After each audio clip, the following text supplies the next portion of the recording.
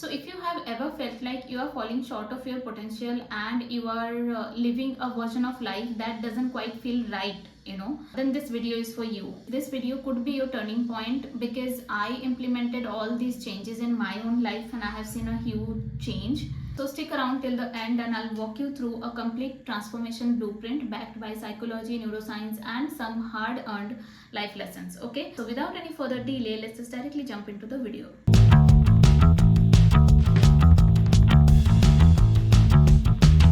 So the very first step is to know who you are becoming. Okay, the ideal self blueprint. So you can't become your ideal self if you are not crystal clear about who that is. So close your eyes and imagine your dream version of you 5 years from now. What does their day look like? What kind of energy do they give off? How do they dress up? How do they walk into a room? How do they talk? How do they even react to small day-to-day life problems or react to failures? Okay, all of these things. And this is not fantasy, this is the design. Now take a page and divide it into 4 sections. One is mindset, one is habits, one is relationships, and another one is lifestyle. Okay, and fill each of these boxes with the details of your future self, like how their mindset is, what kind of habits they are having, what kind of relationships they are in, what kind of lifestyle they are living. Fill the details in each of these boxes. You can do it in your phone or in your notes app as well. So this is the first thing you have to do. And also a study says that visualizing your future self improves your decision making abilities and helps you reducing procrastination. Now let's move on to the second step. Okay, now that you have visualized the person you want to become, it's time for the hard part, and that is face yourself without the filters, without excuses, without sugarcoating basically. Why? Because transformation requires clarity. You can't grow if you don't know what are the things holding you back. So what is this self audit? This is basically knowing about these things like your habit, your emotional triggers, your beliefs, or your surroundings, your environment, or the people you spend the most of your time with. So you are basically saying, this is who I am and here is everything that might be blocking me from the future I want. So I'll tell you how to do this self audit properly.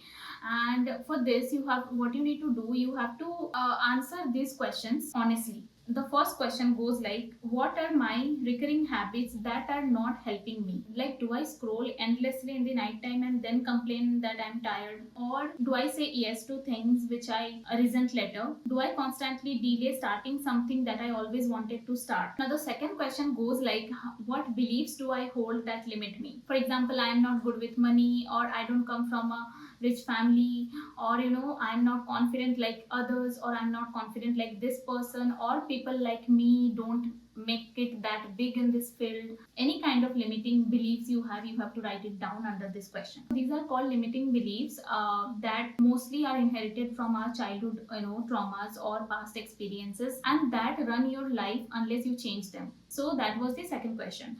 And now moving on to the third question, and that is, what emotional patterns do I fall into? Like, do I shut down when criticized, or do I seek external validations constantly? Do I overthink instead of act? So these are the like few examples you have to write down under this emotional pattern question. And the next question is, who are the 5 people I spend most of my time with? Do they actually support me or drain my energy? Do they push me to level up or just keep me in a loop? So you have to honestly answer these questions because there is a saying, that you are the average of the 5 people you spend most of the time with. So yeah, these are the questions you have to answer honestly. So why this works? Scientifically also, there was a study that found that self-reflection increases goal-directed behavior and improves emotional regulation. Because once you become aware of your patterns, you regain the power to choose differently. Self-awareness is step zero. You can't fix something you are not willing to face. And also, people who track and reflect on their behaviors regularly, they are more likely to achieve their personal goals. Now let's move on to the next step, and that is define identity based goals. Now that you have looked at who you are today and who you want to become, it's time to stop setting goals the usual way. Okay, like usually we say that I want to earn more money, I want to lose suddenly 10 kgs or something like that. So we shift from that way to a more powerful way, that is identity based goals. Okay, so instead of asking what do I want to achieve, ask who do I want to become.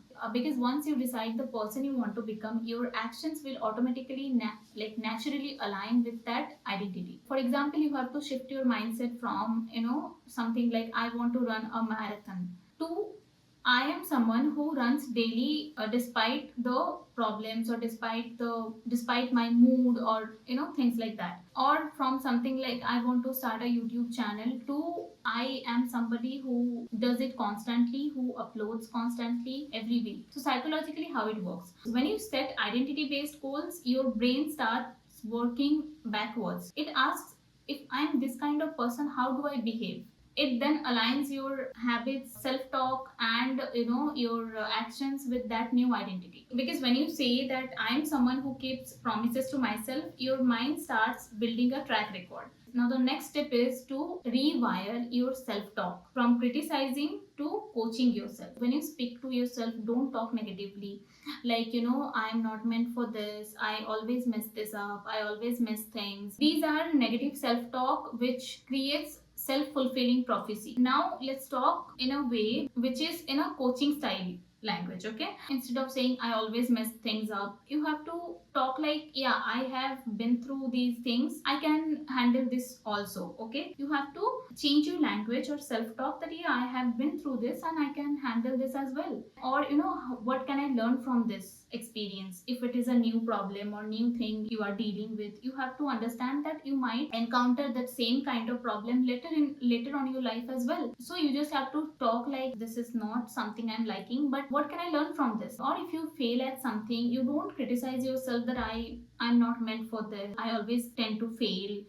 whenever I start something. You have to think about it in a different way or in a different language, that is like, let's try with some better plan next time. So this is how you talk to yourself, not like always talking to yourself negatively. That creates a huge difference in your mindset. So speak like someone you are trying to build, not destroy. Now let's move on to the next step, and that is break the pattern of self sabotage. So we all self sabotage in subtle ways. Okay, like delaying things that matter, or saying yes when you want to say no to certain things, or seeking validation from others who constantly drain you. Ask yourself that what behavior do I repeat that keeps me stuck, and what fear is underneath it, like fear of judgment, fear of success or failure. What is it? So your strategy should be interrupting the patterns. Okay, whenever you catch yourself doing something the old way, suppose reacting to something emotional, like you want to cry at certain situations, when you know that you have gone through that same thing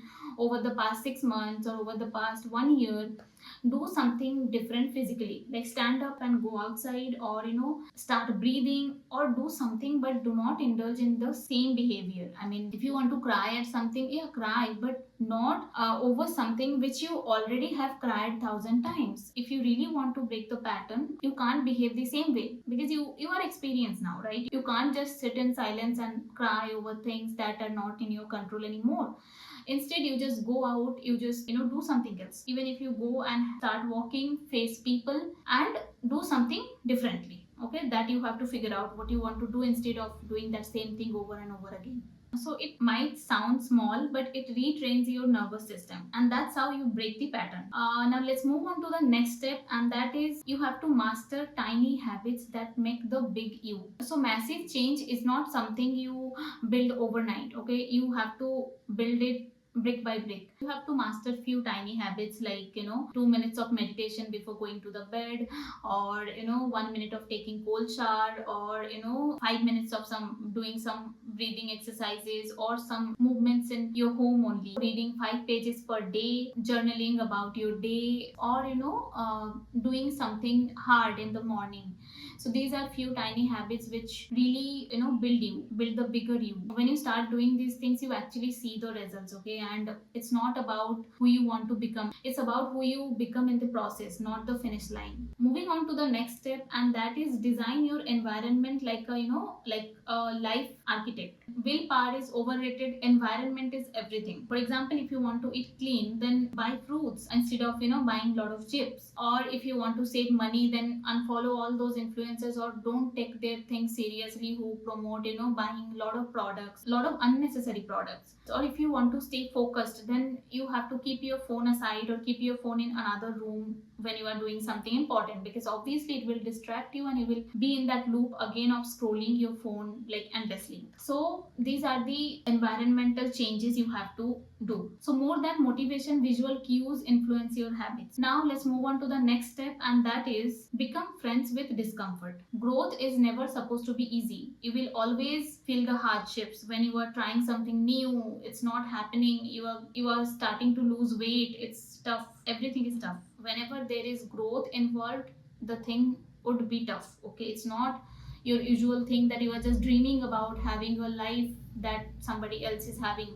They have done it differently, they have gone through that hardship. So you will face discomfort, delays and doubts, but you will also build resilience, clarity and confidence if you stay consistent. You have to remember that resistance is a good sign for growth, because it shows that you are stepping out of your comfort zone. You have to involve yourself in some micro challenges, like being consistent with your workouts, or gym, or saying no to others when you don't want to say yes, or doing something scary, like if you are afraid of speaking publicly, if you get nervous around people, or even learning a new skill. So you have to go through all these changes to become the version you want to become, and you have to shift your thinking from saying like this is hard to this is where I evolve. So yeah, now let's move on to the next step, and that is upgrade your circle. People are mirrors. You cannot grow in the wrong environment. Audit your circle. Who drains your energy, who puts you down, who constantly vents out without taking actions, who are always keeping you busy in that negative self talk, or always focusing on the negative things rather than motivating you to become something else, like, become the best version of yourself. And who inspires your growth, and who keeps you small because it makes them feel safe. You have to audit this, because you deserve friends who cheer for your glow up, your success, not fear it. So if you don't have them yet, you try to become someone who uplifts your friends, who supports them, who pushes them to become the best version of themselves. And that way you will attract your tribe faster than you think. Now let's move on to the last step, and that is stay consistent even when it's boring. So here is the most harsh and unglamorous truth you can hear, that the most successful people are not the most talented. Okay, they are just consistent enough. They show up on the days they don't feel like it. They practice when no one is clapping for them, and they trust the process more than the praise. So you have to set some non-negotiable habit list, like 3 tiny habits that you have to do every day no matter what. Even if you don't have time, or you are really busy or super busy, try to at least go and do that thing for 10 minutes or 15 minutes, because consistency is greater than motivation, and motivation is greater than perfection. So consistency comes above all. So yeah, these were the steps I wanted to share with you all. But you have to remember that you don't become the person you want to become just overnight. You become them through your daily habits. Every time you keep a promise to yourself, every time you choose growth over comfort, and every time you honor the future version of yourself over the temporary pleasure. So yeah, that was the video guys, and I hope you liked this video. And if you found this video helpful, then please like this video, share this video, or subscribe to my channel for more such content. And I'll see you in my next video. Till then, bye bye, take care.